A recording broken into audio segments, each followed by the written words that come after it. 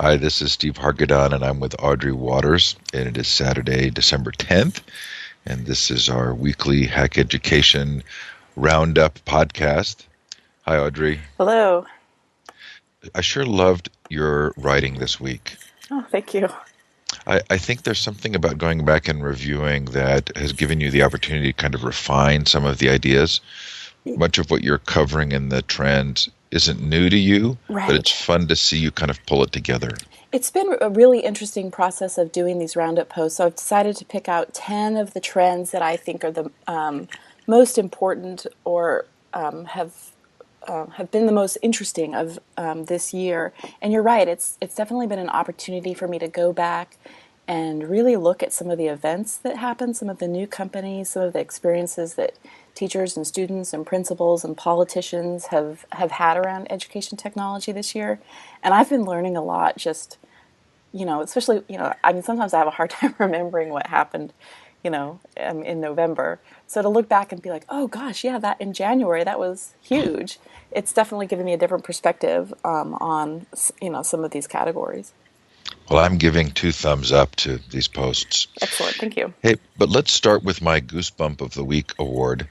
The cheering crowd at Virginia Tech asking for the Burmese pro-democracy leader to come on Skype and talk to them. What a Yeah. moment. I thought that was really interesting. I mean, this story was interesting in a number of ways, partially because I heard about it from a former a former student of this geography professor at Virginia Tech, John Boyer, who teaches a class with 3,000 students in it. And he does so in part because I think he's just an absolutely well-loved teacher. And the former student sent me a note saying that they'd managed to convince Aung San Suu Kyi to visit the class via Skype.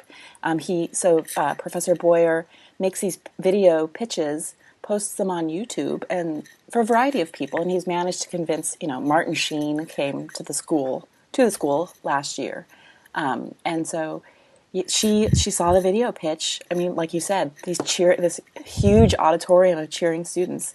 So she attended the class Monday evening, and they had an interesting conversation with her about technology and freedom and freedom of speech. And it was amazing, considering she's not currently under house arrest, but she can't leave the country. She has restricted access to the media, and yet 3,000 students at Virginia Tech were able to talk to her. Powerful.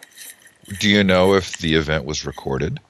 It was recorded, and there is video on Professor Boyer's. Professor Boyer has a Ustream site. I should go back and update the post. He has a Ustream site where he holds office hours, and so the video. I think he was streaming the video there, and I think he said he was gonna post it onto YouTube. So. Sounds like he's also fairly proactive in his use of social media. Is that a part of his attraction as a professor? I think so, and I think it's one of the things that makes him able to get away with having 3,000 students in a class, right? I mean, of course, there are several teaching assistants, but he runs a Twitter back channel during the lecture, and I think he does a number of things in order to make sure that when you're talking to a class of that size, he does as many things as possible to make sure that everyone is engaged, and not just engaged as in paying attention, but engaged as in having an opportunity to, to interact with each other and with the TAs and with himself. It was reminiscent for me of Mike Wesch, who seems to do a really good job of actually having the students in these large classes build their own experiences. Mm-hmm. Yeah, and just the fact that this former student, said that his class sort of changed her life, and she's now actually works in social media and education. I thought that was an interesting testament. This wasn't the professor or Virginia Tech even promoting this event. This was a former student who heard about it and took it upon herself. I think she emailed several places. I think Vicki Davis had a story about it on her blog, and a couple other ed tech blogs did as well. How fun. Okay, so trend number 3 in your top ed tech trends of 2011 was text messaging. This was interesting because it's hard to separate out text messaging necessarily from mobile phones or mobile devices, but clearly text messaging in and of itself, is reaching ubiquity. Yes, I mean, and I think that that's one of the important things that I felt like I've stressed a lot this year is, yeah, this is an example of mobile learning. In some cases, that there were some pretty significant movements this year in schools letting students, I'm talking K through 12 students, bring their own devices to school. But I think that the cell phone, but I think that it's important to remember that the cell phone in most kids' hands is not yet a smartphone. And so, even though we've seen great apps be built this year for iOS and for Android, that really, if you're going to talk about a technology that is that everyone has, and cell phone penetration has reached almost 100% in the world, then it's text messaging. Text messaging is the communication tool that parents can access, teachers can access, and students can access. I think that makes it really powerful. I'm interested that there are some features that are not yet smartphone features, but I almost feel like are kind of a part of the core cell phone piece, like the calendar. Mm-hmm. I mean, for my kids, I noticed they started using calendars with their cell phones before they were smartphones in a way that I was never able to get them to use a paper calendar. Yep. I And mean, and maybe the calculator. I would say I was just going to say the calculator. I even think the camera, and even some of the feature phones offer video as well as just photography. And I think all of these things make even a very simple cell phone a pretty powerful tool in the hands of students. So I interviewed Lisa Nielsen this week, who's the recording is up. Her book is Teaching Generation Text, and as I went through the book, I was kind of stunned at just how obvious the value was that I had not been thinking of. Yeah, I mean, and I think that it's been really interesting for me to see too. I mean, this was one of the things I wrote about in that post. The number of startups that were founded this year to sort of handle this text messaging piece. That it's something that's I think a lot of people are starting to recognize that it's an important communication tool, but it's also an extraordinarily easy. I mean, not to diminish these companies' product, but it's actually a pretty easy thing to build, which I think again puts this tool in the hands of a lot of people who wouldn't otherwise, be able to or think about using apps or more complicated tech. Yeah, as I looked at that list of companies that you have in the projects that are in the post, that was kind of my worry, which is this is such easy technology to build. How hard is it going to be a single product focused company in an arena where the tech is not that complex? I would say very hard. I think that of the companies that I listed, I mean, I'm not sure that any of them are profitable yet.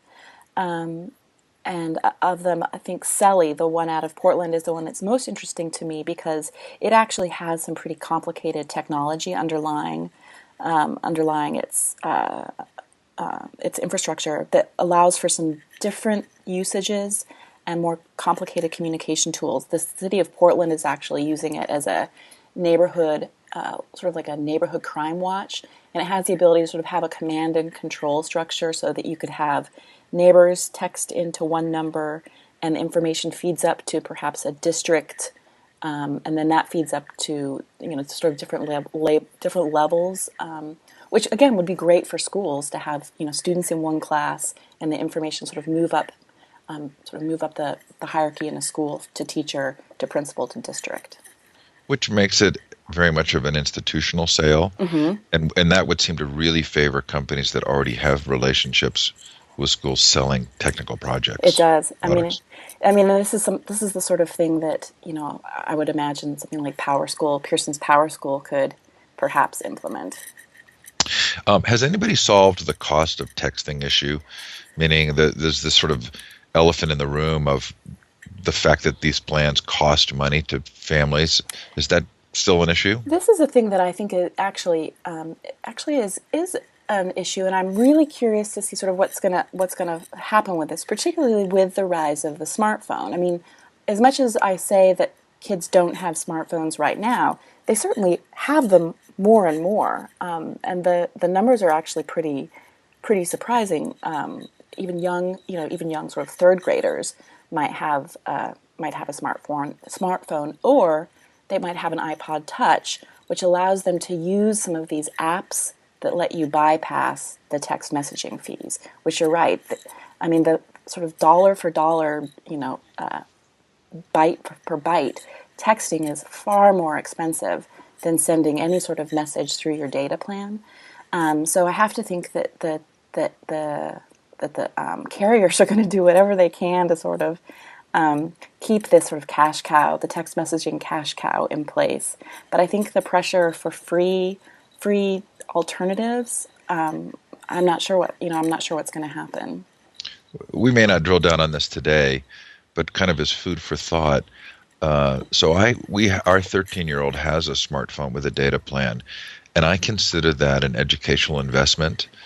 And so that's $30 a month, which is a lot of money, Mm-hmm. but it's easy money to spend compared with other educational costs. She's not in a private school, but I feel like the educational value of this device is so high that I really want her familiar fluent. And she's actually a really good user of the phone.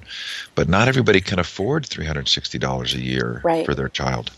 Right. I mean, and I think that the text messaging, the one thing I would say about text messaging is if you have a child with a cell phone and you don't have an unlimited texting plan, then you're probably silly. I mean, I'm shocked at the amount of texts that my teenage son sends, and and girls do send more texts than boys, but text messaging is the way in which my son communicates. And he has an Android phone, and but he won't call me. He won't call his friends. He texts them. So Oh, there's so many stories there, right? yeah. Oh yeah. What they're doing to us socially and all kinds of interesting stuff. Okay, let's move on. So you write a post about your struggles with Google Scholar citations. You This had is two problems. this is one of the joys of being a writer, is that when you run into your own technology roadblocks, you sort of get to like make it well known. And Google actually has created, I think, a really cool tool for scholars and academics, and it's called Google Scholar Citations, and it's a little sort of analytics dashboard that tracks a number of times that and the places in which your work is cited, and it's based on their Google Scholar search, which just looks at academic sort of academic journal articles and the like. And I tried to. It's been in beta for a while. They just opened it up a couple of weeks ago, and I thought I'd sign up. You know how we're all merging all of our various identities in this new Google social SEO search world. And I just had a lot of trouble, least of which being because I'm no longer affiliated with a university and I no longer have a .edu address, that I wasn't able to complete my profile. And Google sort of reminded me I was an unaffiliated academic, which I think a lot of people are. And so it's just a sort of an oversight on Google's part. Well, yeah, and you get to call them out on I do. Yay. it. Okay, so um, we're gonna maybe we should do a little bit more on Google right away. So edu related search data from Google, very interesting results. Yeah, this I thought this was interesting too. I mean, particularly because I think we've heard a lot about, or I mean, in some circles, there's been a lot of talk about this notion that maybe people shouldn't go back to school any longer. That if they do, they should be looking at certain kinds of jobs, certain perhaps technology kinds of jobs. And so, what Google handed me over their third quarter search data, educational search data, which was fascinating. A fascinating look at what people are actually searching for in terms of degrees, degree programs, subject areas. I thought it was really interesting, considering all that we hear about, you know, PhD people not wanting to do PhDs because of the PhD, the job market, or people not wanting to, or people, pressures to for looking for new teachers, for example. It was just interesting to see actually what people were looking for. So, to the degree that these searches reflect general interest, Hmm. one of the surprises was the number of searches for liberal arts, right? That's what I thought too. I mean, and I, I didn't really dive too deeply in why that might be, but certainly with the sort of narrative you hear right now, which is if you're going to go back to school, make sure it's a quote, it's sort of job training or something that has a clear employment outcome at the end of your program. I thought that liberal arts was as popular as technology and engineering, or was pretty interesting to me. Yeah. You also mentioned that there's still strong brand searching.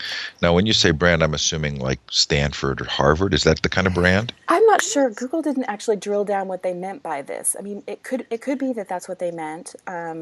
And yeah, people were definitely looking for brands as opposed to particular degrees. So it could be that they were looking, for example, for University of Phoenix.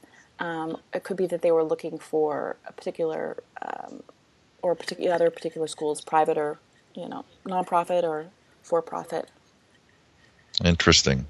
I'm intrigued that Google gives you an advance peek at anything. I'm proud of you.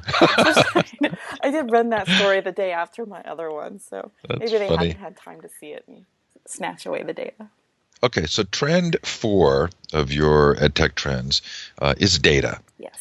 And this led me to a very interesting sort of thought meme that kept running through my head this week, which is increasingly sophisticated factory models are still factory models.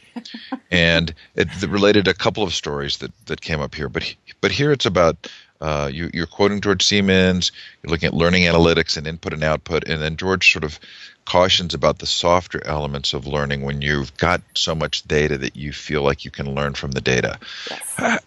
Tell me how you're thinking about this. Well, I mean, I think that this is really interesting, and a story I didn't write about, but I'm not sure if you noticed this week. Will Richardson went and visited with the Newton folks in New York, and he wrote a post about his response to this as well. And I think that this is precisely the thing is that we are able to capture quite a bit of information now that students are interacting so much through the computer. We can capture all sorts of other new information that we weren't necessarily able to see before, in terms of, sort of how long they pause, for example, on a program, or on a question, or do they sort of read the whole chapter of a book that we assign. But it's still just a very partial glimpse into that, and there's only some things that we are able to measure. So I do think that if we race too far down, embracing this data piece, that we're really going to sort of do all that we can to make that data capture as easy as possible, and that's certainly more multiple choice tests, more computer interaction for testing, and I don't know. This has become kind of a running theme for you and me. Yeah. It was Will Richardson's story that raised the huge red flag for me. Hmm. And I'm going to describe this briefly because I think this is going to be a fascinating long-term cultural conflict. Um, it reminded me of the ePals program where they created this tremendous service. It's a matrix of who can email whom within the New York City school system. Hmm.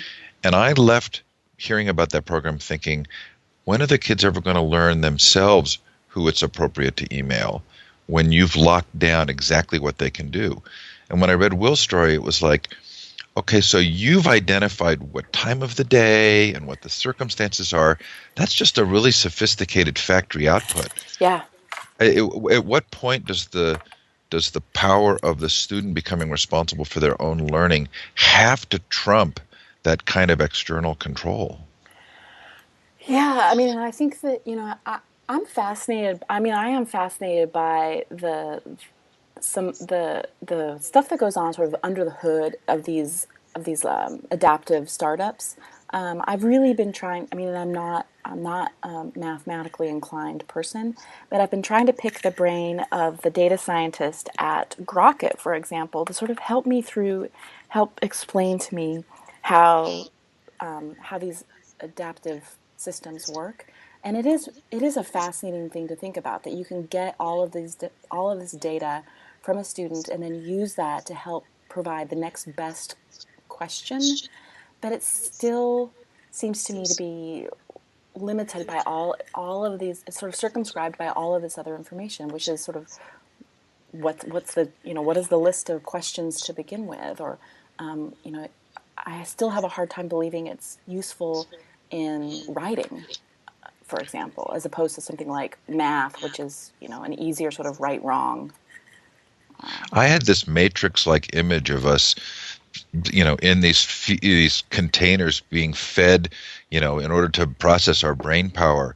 It's as though there's something at core important about our own learning of these things and our learning of ourselves and our independence that you would completely lose if somebody else is telling you when and where and how you need to be learning in order to get an output that they want intellectually from you. Yeah, I mean, it certainly doesn't seem to be. It does seem to sort of take away that individual initiative for learning and have it be. It's not as though it's imposed from the top down, but it certainly is leading people down a specific path. It doesn't seem to be very sort of although it's called sort of personalized learning. To me, it doesn't feel very personalized at all. Yeah, again, I know we're going to touch on this in the future. For me, there's a generative aspect to education, Mm-hmm. sort of the learning how to learn piece, that really misses for me, and especially given the shadow of the financial crisis, the cheating scandals, certainly feels like we need to be looking really hard again at balancing when data is valuable and when it becomes Yeah. a driver of a process that we don't actually like. Right. I mean, and I do think, I do think that one of the things I really liked about the interview that I conducted with George was that I think that he's been making some arguments for us to be thinking more critically and more creatively about what we mean by data and educational data and learning analytics. And I think that we really need to get beyond just looking at testing and which is sort of the thrust of this, of my story, was that when we talk about data, we're really only looking at testing, and that seems to be missing. I mean, that's part of the reason I think why we're missing so much of the boat. The question I keep asking is, would they do this in Finland? I know that's not fair. I mean, I know Finland is sort of the story of the day, but the educational outcomes and the completely different approach seem to make that a productive question for me. And we'll Mm-hmm. ask that again today. Okay, so next trend was the digital library. We've talked about this, a lot of times now, but I love how you brought in the stories about the innovative libraries and the libraries as community space, learning spaces. Yeah, this was one of the ones. I mean, several of these, like you said at the beginning, I've been thinking through sort of what exactly the trend is, and I think an obvious choice this year for trends was ebooks. But when it comes to digital textbooks, I mean, we've spoken about this before. They're just not there, and I'm not even convinced that the textbook, sort of as we know it in printed form, will be there in digital form. And I don't mean we've added, quote, interactivity and YouTube videos. That doesn't cut it. So, but I felt this was a hugely important year for libraries because of ebooks, the struggles that they're facing in order to sort of get them to get ebooks to their patrons, the struggles that they're facing with the different publishers sort of locking things down and adding these restrictions. All of this has led to a lot of talk about the sort of the future of the library. But there were some really amazing stories this year with libraries that are at the forefront of thinking about what it means to have this open, free, accessible community learning space. So, how much of that is more theory than reality right now? Well, I I think mean, you mean in terms of how many libraries are actually at this point. yeah, I mean, I really love this idea, and I know there's some good examples, but I can tell you that, at least in the communities that I've lived in the last couple of years, very few people are seeing the libraries in this way. Yeah, my library, the library here in Eugene, it makes me quite sad. In terms of its, well, I would say in terms of its move to sort of the next to ebooks. And I think that libraries are really going to have to. I mean, this is part of the struggle, isn't it? That Overdrive is this sort of middleman that makes things complicated. Now, Amazon is definitely involved. You can, if you check out a book through on your Kindle at the end of your loan period, you get this sort of weird Amazon offer to buy the book, and it's definitely sort of blending this notion of the library space with the retail space in a new way. I think that libraries are really going to have to look hard at sort of what they're doing and what their vision is and what they mean. And I go to my local library, and it is in a lot of ways it is a place where a lot of homeless people come and hang out for a warm, dry spot. And I think that's that is that community center, though, that place, that actual place to go, where you can sit and read, is really important. Okay, so you have a story on cruelty to insects. I know. This story was I had I had sort of these moments of thinking, this is so wrong. This is so completely wrong, and yet it's so awesome. Yeah. So this is Backyard Brains, which is a company. The company's been around for a while. It was founded by two neuroscientists who, when they were when they were teaching college, they realized that they weren't able to sort of do some of the cool neuroscience experiments with their students, partially because in order to sort of do neuroscience experiments on humans requires years of paperwork and sort of requests, and to do neuroscience on animals still requires a lot of money. And they challenged each other to sort of, how do you build a really inexpensive tool that anybody can use in order to sort of do some of these hands-on neuroscience experiments. And they've built a pretty cheap little tool that you can connect a cockroach to and stimulate the cockroach's leg. And they've just released a new one as well, that you remove the antenna from a cockroach and can connect this, what they call it, a robo roach, and you can control the direction that the cockroach moves. So Yeah, I loved and hated the I story loved all at the it. same time. And I think but it's funny. I was thinking, like, we have been dissecting frogs in the classroom, for example, for a long, long time. I mean, the whole notion of frog dissection sort of came into vogue in the early 20th century. And I think there have been questions in the last, about what it means, sort of the ethics of what it means to do animal experimentation. Um, and although there have been sort of some new virtual apps that you can sort of dissect a frog without actually dissecting a frog, you can sort of do it all on your iPad app. I think that there's something really powerful of these sorts of hands-on experiments, even if they are freaky and gross and a little weird, that I think students find very compelling. And these are projects that are designed for middle school, high school, and college students. So this is very much an idea of getting kids exposed to some pretty advanced concepts, and they're advanced biology concepts and electronics concepts as well. Sort of how does circuitry work in terms of a circuit board? How does circuitry work in terms of the brain and the and your neural system? And so I think it's really interesting. Of course they reminded me that, like, no bugs are no bugs are harmed in these things. That if you pull a cockroach's leg off, it will grow back, and cockroaches can survive without their antenna. And I don't know. I mean, I have a hard time mustering too much sort of. I mean, I think I have a hard time getting too sort of upset about cyborg cockroaches, but Most of us have squished our fair share of cockroaches. yes. But it raises interesting ethical issues, and sort of surprisingly so. But these are That we're good. not, I think that, these are good for students to talk about as well. I mean, that's one of the things too. I remember being in seventh grade and being asked to to work on a frog and having all sorts of ethical questions that were never sort of addressed in school. And I think it's important to actually talk about what it means, not just, I mean, on any animal to do these experiments. okay, so a school board member takes a 10th grade standardized test in math and reading. And I think he had a point to prove, and I He think did. he did a good job.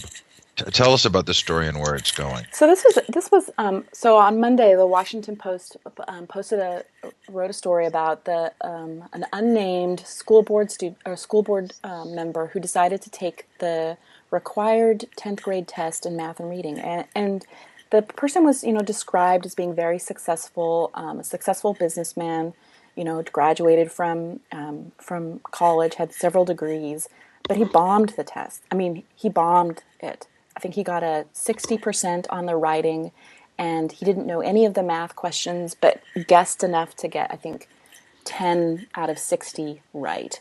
And you're right. I mean, it was sort of a political stunt in some ways. I mean, this is an elected school board member, but it makes a really good point, which is there is clearly this disconnect between someone's ability to become a successful, to be successful at college, to be a successful business person, and their test scores. So, are we really testing, as these tests say? Are we testing student ability? Are we testing student performance, or does this emphasis on the standardized test really miss the boat in capturing what students know and what they'll be able to do in the future, particularly as these tests dictate whether or not you get to sort of take college, the college prep classes, and whether or not you're sort of college material. I thought it was interesting because it opened the door to the argument that so you may not remember what you studied when you were in 10th grade, but you're going through exercises that increase your capacity for logic and reason, and that you're not going to remember the specifics, but in fact you are kind of exercising your brain. And I thought, well, so that then leads to the question of, is that in fact true? Right.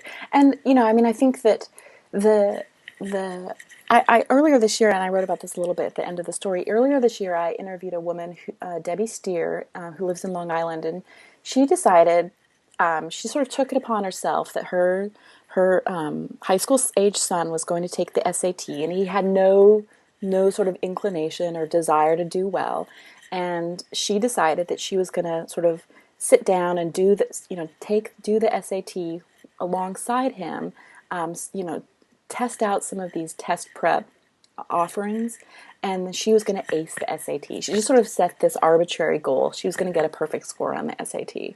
And she's been blogging about this and chronicling her experiences, which I think have been fascinating too, partially about this notion of a successful adult. I mean, she's worked in the publishing industry for years. She's also a successful person. Does obviously because of her background knows a lot about writing, writes well, is well read, and yet she's really struggling to sort of perform well on these tests too. And she's been taking all of these test prep offerings and finding them to be terrible instruction, overpriced. Sometimes she performs more poorly after trying, these various testing methods. So I think it raises a lot of questions about why we're emphasizing these standardized tests so heavily if sort of adults now who weren't part of that regimen can look and say, "Man, we can't pass these tests." There's a business adage that institutions end up perpetuating the problems they were created to solve. And this raised for me the issue of, have schools become an institution that in order to justify their existence have to create the very problems they say they're solving? Do you mean in terms of sort of the quote falling test scores, failing Well, schools, I or guess the question is, what ultimately is the goal of education? If the goal of education is to increase learning and knowledge, then could we look at the story in light of an idea that they need to create a circumstance in which we feel like we're not succeeding in order to be justified existing? I know oh that's going pretty deep. no, I mean, and I think that that's that's what's been so interesting about watching, back to the data story, watching all of this sort of panic around test scores at the same time that we're seeing sort of cheating scandals. And I think that this story is another element of it. Is, clearly there's this growing sort of sense of something isn't quite right with the tests, perhaps something isn't quite right by the way in which the scores are used to evaluate students or teachers. And I think that it does seem to sort of make it seem as though if testing is the most important thing, then schools must spend all this time and energy on precisely that, on testing. Okay, trend number 6. Is Khan Academy more than just free educational videos? Is this a trick question? Well, let me ask this: how would Finland react to Khan Academy? I give Khan Academy a pretty hard time, and rightly so, right? This is the person who has more than any other person this year, more than any other education organization, I think, become the darling of the media and the organization that folks are pointing to when we say this is what education of the future should look like. And so that's a pretty important position that he's taken in our society as being, people called him the math messiah.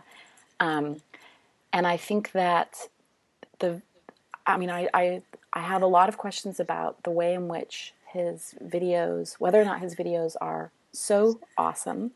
I think he deserves high praise for having almost 3,000 videos that he's released for free that are openly licensed, that anybody can use and remix and without, he's made them available through BitTorrent. They're available offline. They really do sort of in some ways represent the potential for open resources. But I don't think that that's actually what Khan Academy is about. I don't think Khan Academy is about creating free videos, even though that's what the story's been about up until this year. He's made it pretty clear with the people that he's hired and with the vision that he's often talked about that he really has this different sort of vision in mind, and it ties back to data.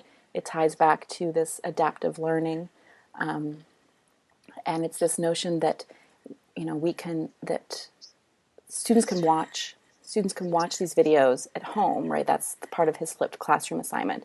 But when they're in school and when they're doing these exercises, on this Khan Academy platform that is going to be able to deliver them, that they can go the speed they want, deliver them the content that's the best for them, and they can sort of move forward. So the stories go that you can be in 4th grade and doing calculus. And I'm suspicious of that. Yeah, I mean, it brings together some of the themes we've talked about today. A more sophisticated factory is still a factory, Mm-hmm. and in fact, the Finland reference was not completely tongue in cheek because there's very little homework in the Finnish schools, and the flipped classroom I've learned this week from those who are sort of very concerned about homework, sort of a trick way of doing homework. Well, I think a lot about. It's funny. He's such a lightning rod too. If you look at the most popular posts that I've written on my blog for the last 2 years. The last 2 years, my blog has only been in existence for 2 years, but they've all been Khan Academy stories, and they have the most comments, and half of them tend to be sort of Saul Khan changed my life. Now, for the first time, I understand differential equations. Thank you, Saul Khan. And the other half are, this is sort of an indictment of education. This is not how we should be teaching. This is not how most students learn. So I think that I think that that's part of it too. Is this different, or is this just? How is this different than lecturing? How is this different from a textbook? It's just sort of a textbook delivered orally, right? Right. And we've talked a lot about these education startups and the whole sort of mindset of the large amounts of money going into these companies. I got some I felt better awareness of what's taking place when I talked to my brother about it this week. And he said that typically when people come into an industry where they see that a problem hasn't been solved, it's very easy to believe that the problem hasn't been solved because there haven't been smart people working on it. And so education seen as a problem, then it would be very easy for Bill Gates and Saul Khan to come in and say, "Oh, we can solve this," and obviously there haven't been smart people working on it. Where I would say, why aren't you looking at sort of the deep work done by lots of people over decades and centuries Yeah. to try and figure out what's going on here? And so I think maybe it's a little bit reflective of that hubris, that sort of startup hubris that, well, the reason it hasn't been solved is because we haven't been here. Yeah, there was a great post. Frank Nochese, who's a physics teacher in New York, and sort of one of the people I think who's been sort of been the most vocal about questioning Khan Academy, and no small part because Khan Academy's focus on sort of science, and Frank makes these arguments about the importance of modeling and the importance of hands-on exploration for students learning about science. But he wrote a fascinating piece on his blog this past week looking at all of the years of research with physics instruction in particular that about sort of some of the best ways that students learn. I mean, and there's decades of research about learning, different teaching methods and learning. And one of the things that runs true through all of these is, again, the importance of hands-on experimentation, and that's just not something that you will get if you're watching a bunch of videos, although they are free and openly licensed. And maybe that's all that Khan Academy will be, is just like another content repository, and that's fine. But I think that the vision and certainly the buzz is that this is a man that's doing so much more. Fascinating. Okay, so Motion Math, an app shown to improve test scores. Didn't we go through this 10 years ago when we looked at educational software?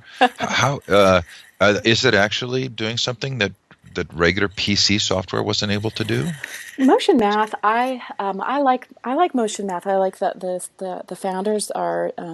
I like Motion Math because I would say that this is what sets them apart: is that the founders actually have a background in education and they have a background in instructional design, and they've been thinking about how can you build an app that takes advantage of the iPad tablet technology and make it different. And one of the things that Motion Math does is that it's about fractions, and they're part of the number line, learning fractions through the number line camp. But it actually uses you tilt the iPad in order to sort of it's like a bouncing ball game, and you tilt the iPad in order to sort of bounce the ball along the number line. So it'll say bounce the ball on 2/3, for example, and you have to tilt the iPad. So there's something about this sort of embodied learning that I think they argue is what makes it different, and certainly what makes it different than looking and sitting at a screen and clicking on things is that your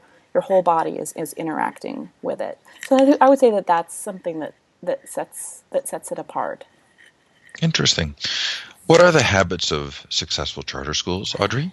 The habits of successful charter schools seem sort of like a no-duh thing, which is teachers frequently get feedback on how they're doing. They tutor. They spend a lot of time in the classroom, and that charter schools focus, quote, relentlessly on academic achievement.